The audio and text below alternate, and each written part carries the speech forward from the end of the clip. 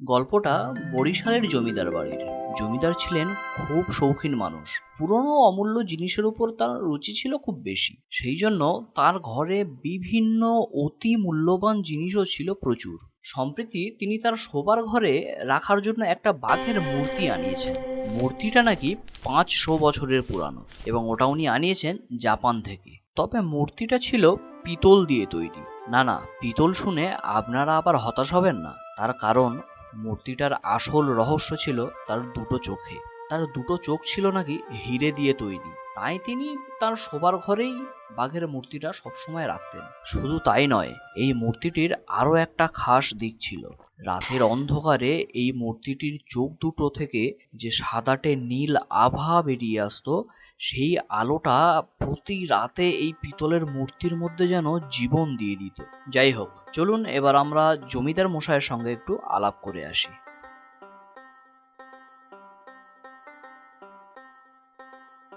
বনমালী, কই রে? তামাকটা নিয়ে আয় তাড়াতাড়ি, এটা যে শেষ হতে চললো।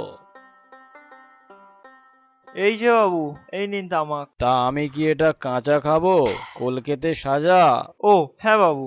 বেটা গুড়বাগ একটা, সব কাজটা ওর বলে বলে দিয়ে করাতে হবে এখনো। বলতেছি বাবু, ওই কাঠের দোকানের লোকটা এসেছিল, আপনাকে যেতে বলেছে। ওদের দোকানে নাকি কি সব নতুন জিনিস এসেছে। কাঠের দোকান বলতে? ও, ওই পুরনো জিনিসপত্রের দোকান, তাই তো? হ্যাঁ বাবু। আচ্ছা ঠিক আছে, তুই তাহলে আমার গাড়িটা একটু ধুয়ে মুছে পরিষ্কার করে রাখিস।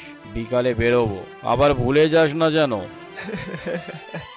না বাবু, আপনি যে কি সব বলেন। হ্যাঁ, আমি ঠিকই বলি। আজ বাজার থেকে আমার দাড়ি কামানোর ক্রিমটা এনেছিস? এই যা, একেবারে ভুলে গিয়েছি বাবু। দেখলি তো, ভুলে যাস কিনা। একেবারে অসহ্য, আর পাচ্ছি না। যা যা, পাশের মুদি দোকান থেকে ক্রিমটা নিয়ে আয় তাড়াতাড়ি। হ্যাঁ বাবু, এই যাব আর এই আসবো। বনমালী গিয়ে জমিদারকে তার দাড়ি কামানোর ক্রিম এনে দেয়। জমিদার সুন্দরভাবে তার দাড়িটা কামান। তারপর সুগন্ধি সাবান দিয়ে তার মোজাক করা স্নানাগারে তিনি স্নান সারেন। তারপর তার চাকর দুপুরের খাবার নিয়ে আসে টেবিলে। জমিদার সব খাবার অল্প অল্প করে খেয়ে তারপরে তিনি উঠে যান নিজের ঘরে দুপুরের তন্দ্রাটুকু সেরে নেবার জন্য। ঘড়িতে যখন 4টের ঘন্টা বাজে, জমিদার তখন উঠে পড়েন। তারপরে তিনি ফ্রেশ হয়ে নতুন জামা কাপড় পরে মাথা আঁচড়ে তৈরি হয়ে যান। বনমালী, কই রে? আমার গাড়ির চাবিটা দে, বের হতে হবে, দেরি হয়ে যাচ্ছে। এই নেন বাবু। গাড়িটা ঠিকঠাক ধুয়েছিলিস তো?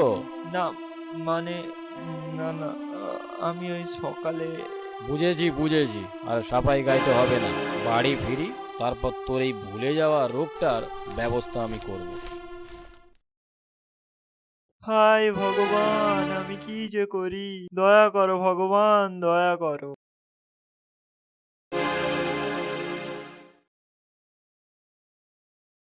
अरे আসেন আসেন জমিদার বাবু আসেন।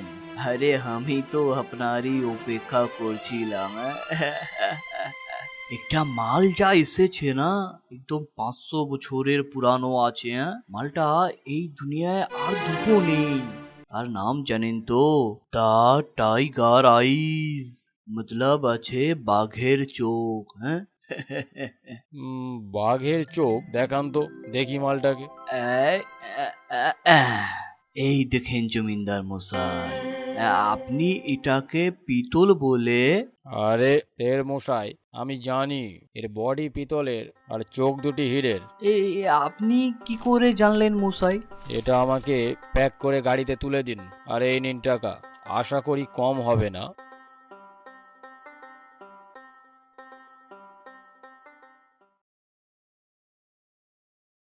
বাবু এসে গেছেন, একটু চা দেবো? দে।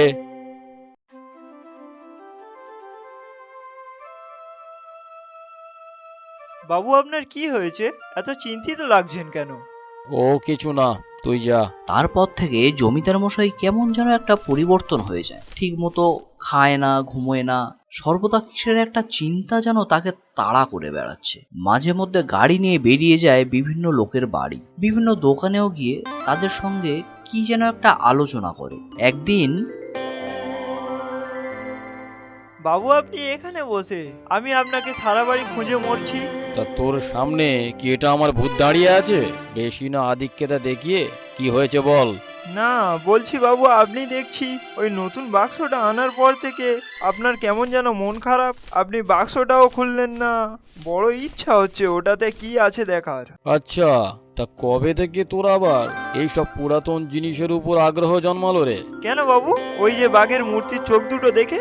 না না মানে খুব না না মানে খুব সুন্দর। আমি আসি বাবু, কাজ আছে।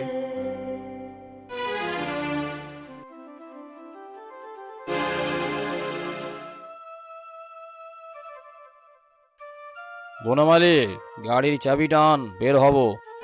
কেন বাবু, এই সন্ধে হয়ে আসছে, আকাশটাও মেঘলা হয়ে আছে, কাল গেলে হতো না? এই শোন, চাকর চাকরের মতোই থাক, বেশি মাতব্বরি আমি পছন্দ করি না। দে চাবিটা দে।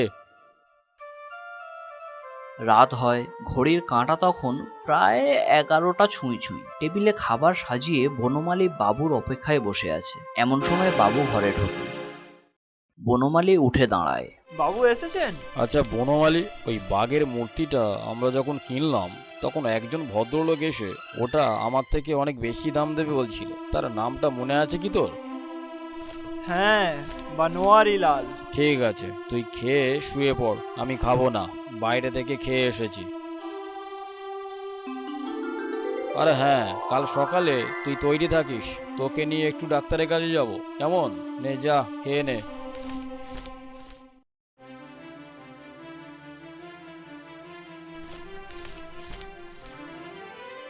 সেই মতো পরদিন সকালে জমিদার ও বনমালী তৈরি হয়ে বেরিয়ে পড়ে। ডাক্তারের চেম্বারে ডাক্তার বনমালীকে নিয়ে কী সব যেন জিজ্ঞাসা করছে এবং জমিদার বাইরে দাঁড়িয়ে দাঁড়িয়ে সেটা দেখছে।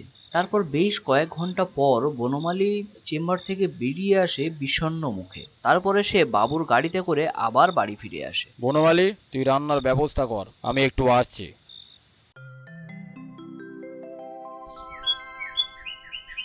বনমালী, বনমালী। বাবু বলুন। পুলিশ কেন বাবু?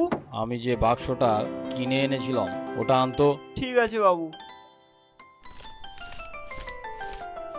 ওটা খোল এবার। Officer, arrest him. এই ধর ওকে, ধরে নিয়ে গাড়িতে তোল। তোকে আমি ছাড়বো না, তুই আমাকে চিনিস না এখনো। ছাড়বো না তোকে আমি। বাহ জমিদার মশাই, বাহ, আপনি কি করে পারলেন এসব? আরে বসুন বসুন, সবই বলছি।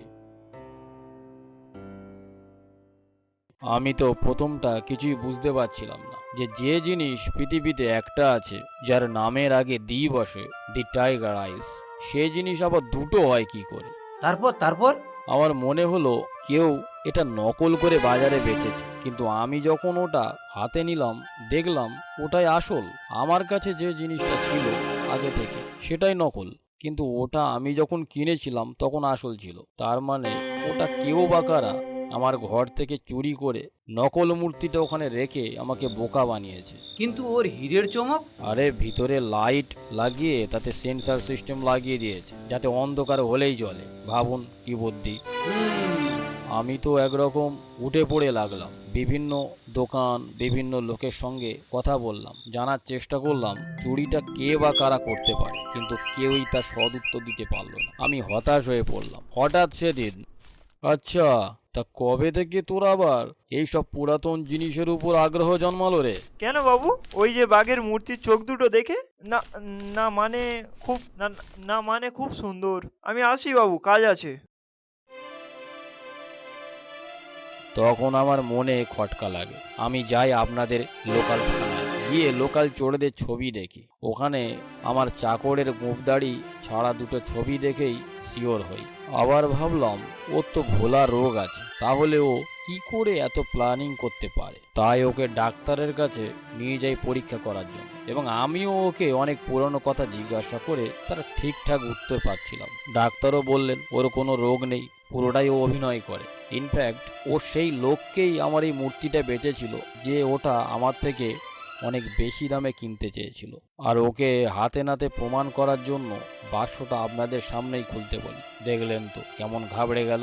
মানে ও জানতো না বাক্সে কি আছে? না, আমার বাক্সটা না খোলাটাই কাজে লেগেছে। না তো যদি ওদিন বাড়ি এসে খুলতাম তাহলে হয়তো ব্যাটা টের পেয়ে মূর্তি দেখে পালাতো। তাই আমি ওটা আপনাদের সামনেই খুলতে বললাম। যাক, জিনিসটা যে শেষ পর্যন্ত আমার হাতেই এসে পড়েছে সেটা ভেবেই ভালো লাগছে। ওই কথায় আছে না, সৎ পথে উপার্জন করা অর্থ কোনোদিন বিফলে যায় না। তাই আজ আবার সে কথা প্রমাণিত। যাই হোক, চলুন এবার বানোয়ারিলালের বাড়ি। তাকেও তো গ্রেফতার করতে হবে চোরাই মাল কেনার অপরাধে। হ্যাঁ, চলুন।